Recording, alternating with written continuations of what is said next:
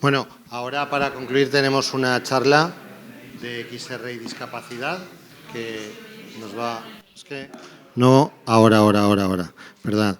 Para concluir tenemos una charla que va a contarnos César Carrión, ¿vale?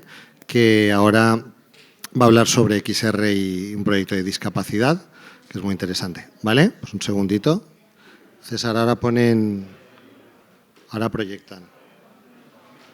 Lo que no sé es por aquí. Ah, espera, ahora. Pasa. Que espera un momento, voy a ver si este va. Mute. Hola. Sí, que va. Va a poner la proyección tuya, ¿eh? Vale, genial. Pues sí, tiramos de aquí ya. Ahora te voy haciendo fotos. ¿Eh? Sí, bueno, saldrá aquí, pero...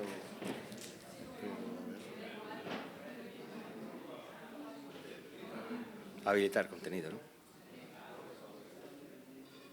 Eso es, ahí está. Gracias. Bueno, yo voy a intentar hacerlo corto, no, porque ya a estas horas todo el mundo está cansado. Primero, gracias a los compañeros anteriores, porque ha sido realmente interesante la charla y realmente enriquecedora, y me ha gustado, me he quedado con muchas cosas muy interesantes. Bueno, pues mi intención es hablar un poco de la extensión a minorías, realmente, sobre que muchas de las cosas ya habéis estado hablando antes. Ha estado hablando Jorge, habéis estado hablando todos en el tema, porque al final el tema principal que nos encontramos es que la tecnología está muy bien, la realidad, los videojuegos, todo está muy bien, y el problema que estábamos hablando de la publicidad y el tema de... Pero nos quedamos limitados a un cierto colectivo en el que se queda realmente excluido de la tecnología, y conforme se ha estado hablando antes, pues llega un momento en el que la brecha digital se abre. Se abre más porque el que no tiene acceso a la tecnología se va quedando atrás, mientras el que tiene acceso a la tecnología va avanzando en esa dirección. Entonces, pues, es un poco la intención de la presentación. Espero hacerla rápida, porque a estas horas es un poco hablar de ese cargo de conciencia. Entonces, pues, la primera es pensar un poco en quién se queda fuera de esa revolución digital, que realmente, pues, quién se pone las gafas, quién prueba con el móvil realidad aumentada, quién prueba la realidad extendida o quién juega con los videojuegos. ¿Qué pasa con las personas que tienen autismo? ¿Qué pasa con las personas que tienen demencia? ¿Qué pasa con las personas mayores? ¿Qué pasa con los inmigrantes y todo ese contexto, ¿no? Que al final se desarrolla, como muy bien hay un mercado en el cual hay que vivir y se desarrolla pensando siempre en las mayorías, y eso está muy bien, pero hay que pensar en la evolución hacia que podemos ir hacia un mundo pues en el que todos tengan cabida, ¿no? En ese aspecto.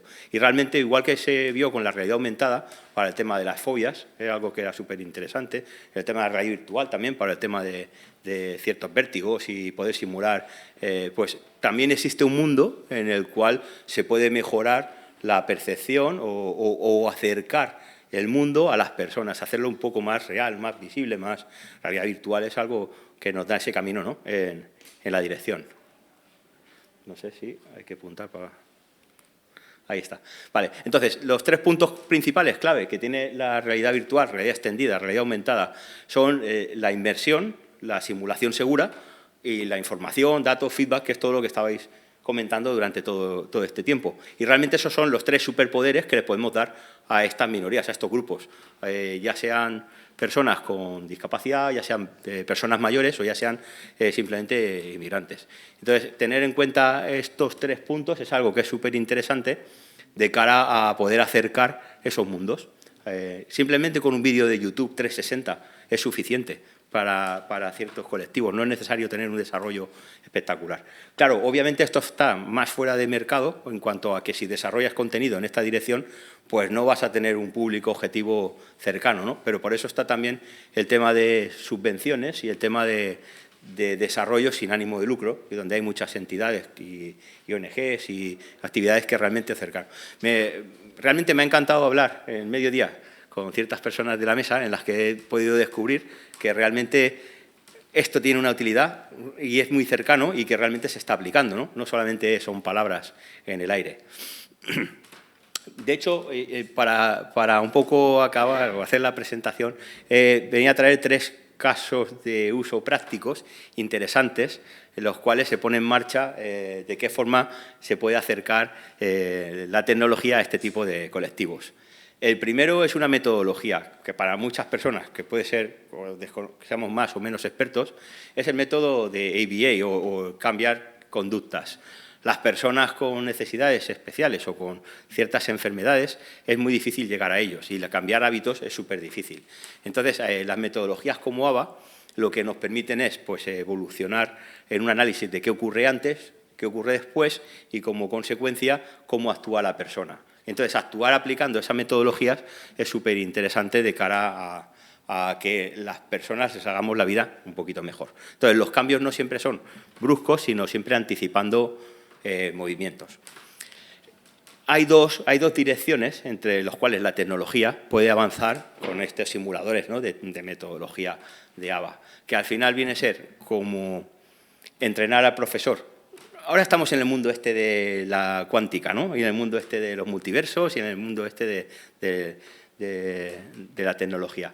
Por lo tanto, el poder entrenar comportamientos y poder anticiparte a cómo va a comportarse el usuario es espectacular, es importante, es interesante. Por lo tanto, aplicar la realidad extendida en esa dirección puede ser también un camino bastante efectivo. De hecho, las universidades y entidades sin ánimo de lucro generalmente trabajan en esa dirección, porque lo que hay que tener en cuenta es que al final entrar en temas de trabajar con personas con necesidades especiales a veces nos limita en cuanto a que cualquier cosa que para nosotros es un juego afecta muy directamente al comportamiento de esa persona en un momento. Por lo tanto, trabajar en entornos seguros, sabemos que el tema de industria existe, el tema de videojuegos existe, pues es algo muy cercano, ¿no?, y muy interesante.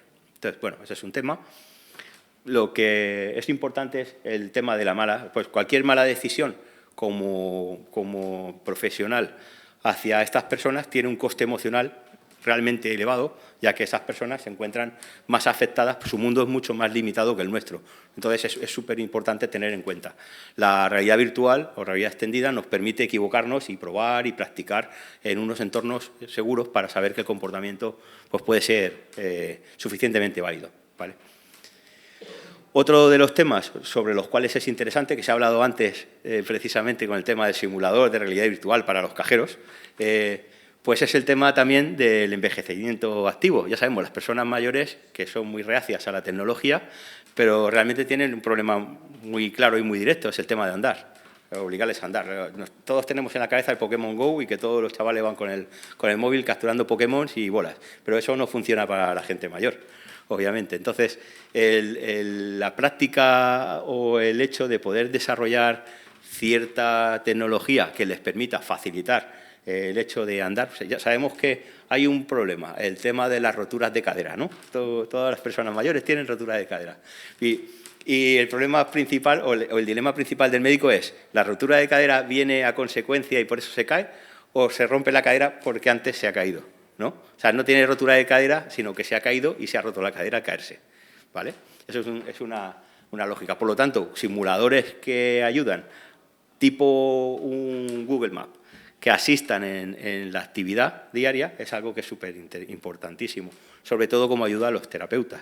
Al final, el motivar andar hacia adelante, hacia atrás, hacia un lado, hacia otro, de alguna forma recuperar la movilidad y motivar ese aprendizaje. Eso es súper útil con realidad mixta o extendida. Realmente es útil porque estás viendo la realidad. Si te pones una sub-AR, pues te vas a caer, ¿no? Pero realidad aumentada o mixta sí que permite ese tipo de potenciar la rehabilitación en el hecho de continuar andando para evitar esas roturas de cadera. Entonces, es algo que también es interesante tener en la cabeza. Pues al final, con un ejemplo sencillo, ¿no? Como estabas hablando antes, era súper interesante el tema de los grupos. Claro, empezaba ahí. Sí, da igual, al final creo que se veía la luz. Sí se fue la luz. Ahora sí. Está sin batería, Javier. Da igual, no hace falta, no te preocupes. Lo he encendido y vamos a ver lo que dura. Bueno, el tema de al final, la loot box, pues viene a ser lo mismo, ¿no? De qué forma motivas a una persona mayor a que haga actividad o ejercicio o o fomentar esa movilidad. Que aquí entran mucho en favor los nietos cuando se los llevan con los Pokémon Go, ¿no? Pero vamos, que es otro colectivo que hay que tener en cuenta y que es súper importante y muy sensible y en el cual también hay que desarrollar pensando en ellos para que no se queden fuera de ese colectivo. Y quería acabar con esto, las Living Libraries. Las Living Libraries es un concepto... Hola. Es un concepto... Debería funcionar. ¿Aquí? ¿Está encendido? Sí, está encendido.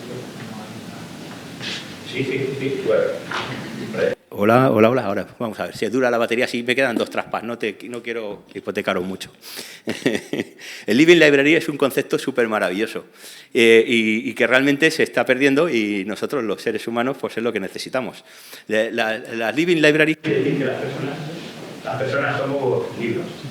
Los libros no son libros, somos las personas. Y cada uno tenemos nuestra vida y nuestra historia. Hoy comiendo, pues cada uno nos ponemos a presentarnos y cada uno habla de lo que es, mis problemas, mis vidas, mis historias, mi situación. Entonces, es muy sensible con el tema de los colectivos minoritarios y es muy importante el conseguir hacer conciencia a las personas de lo que somos y de nuestra problemática, de forma que nos hacemos más sensibles y empatizamos. Principalmente, por supuesto, pues podemos hablar de gente con discapacidad, podemos hablar de colectivos LGTBI, donde realmente la sensibilización es muy complicada. Entonces, el funcionamiento o concepto de Living Library realmente es algo que ha evolucionado.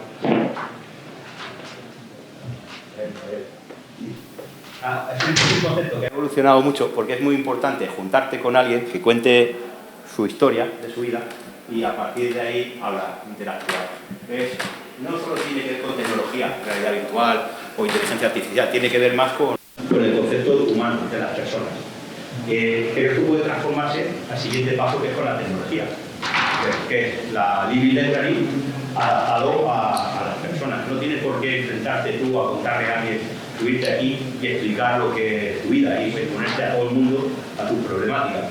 El hecho de poder crear historias con realidad virtual, en las cuales te meten dentro del concepto y empatiza con la problemática de esa persona, nos genera esa reflexión que nos alcanza a ser más humanos, que al final es importante. Entonces, son dinámicas que de alguna forma sería interesante ir avanzando porque nos genera esa empatía y nos quita ese prejuicio que al final acabamos como seres humanos.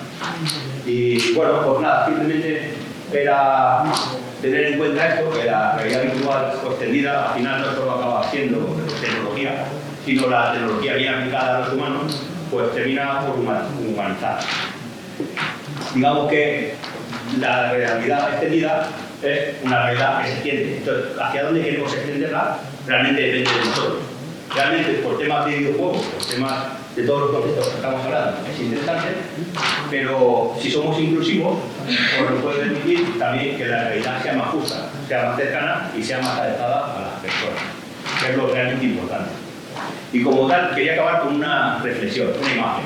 ¿Vale? Esta imagen no tiene mucho que ver con tecnología de realidad virtual, tiene que ver un poco con el concepto del ser humano, que realmente nos interesa. Esto es un robot que tiene una IA. Y la IA que tiene programada es una IA muy sencilla. Simplemente tiene que recoger aceite. Es una pala que recoge aceite. Y aquí es donde entra todo lo que se estaba hablando antes de creatividad, de los artistas y la creatividad. De si realmente un ordenador tiene o no tiene sentimientos, si un ordenador tiene o no tiene sentido, si un ordenador es capaz de sustituir a los humanos. Yo creo que no, que es imposible sustituir a los seres humanos. Por lo tanto, es maravilloso utilizar la IA como refuerzo, pero no tenía que acabar con el ser humano, porque el ser humano es el ser que es capaz de poner emociones a la robótica. Esto es un ordenador, o sea, esto es un robot, que lo único que hace es recoger aceite. Pero el artista ha cambiado el aceite por rojo, y parece sangre. Y la función es recoger aceite, pero tiene la gran maravilla que el aceite que recoge es el suyo, porque tiene las tuberías rotas. Por lo tanto, el robot lucha por sobrevivir, porque en el momento en que se quede sin aceite, se para. Entonces, el artista, esto estuvo en el Guggenheim hasta 2019, el artista ha conseguido demostrar la frustración y, de hecho, la desesperación de una máquina que no quiere pararse. Claro, es solo un robot que recoge aceite, pero gracias al artista se transforma en una expresión de emociones súper espectacular. Por lo tanto, la tecnología sin el ser humano solo sería tecnología, que es lo que nos hace maravillosos. Por eso, al final quería simplemente eso, comentar que realmente gracias a todo los grandes que han estado aquí hablando de tecnología, lo que demuestra es que el ser humano tiene que seguir siendo ser humano y el artista tiene que ser artista. Y que la tecnología no lo va a sustituir nunca. Porque estas maravillas no las inventa una IA, estas las inventa un artista. Bueno, ya está, no quería tampoco.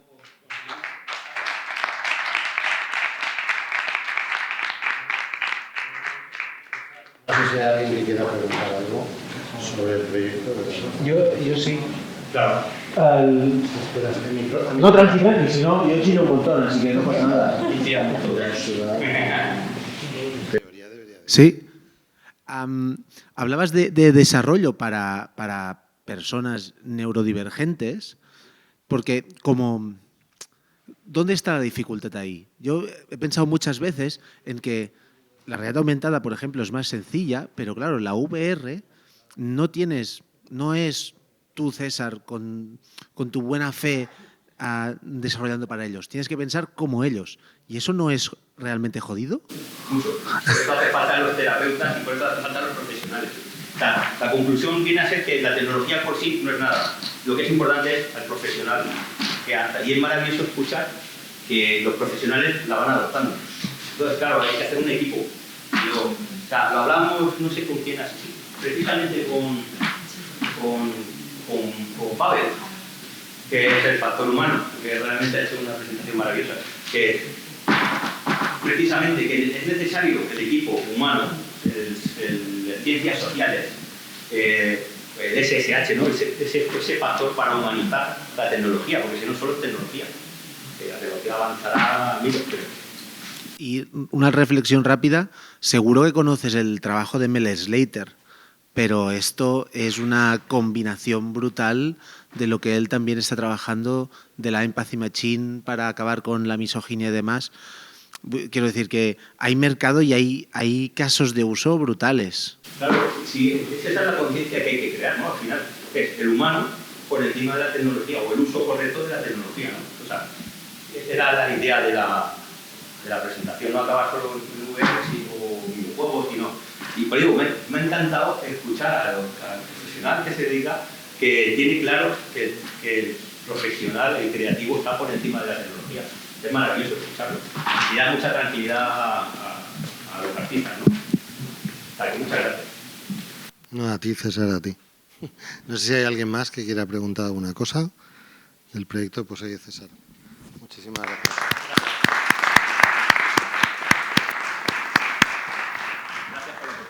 Hombre, que va, para nada. Y bueno, aprovechando que con César, con el cierre de César, cerramos el VRD y muchas gracias, tío. Y nada, agradeceros a todos muchísimo la asistencia. Trabajaremos en el VRD del año que viene, que ya es la 8ª edición, y bueno, esperemos que sea más y mejor. Así que muchísimas gracias. ¿Vale?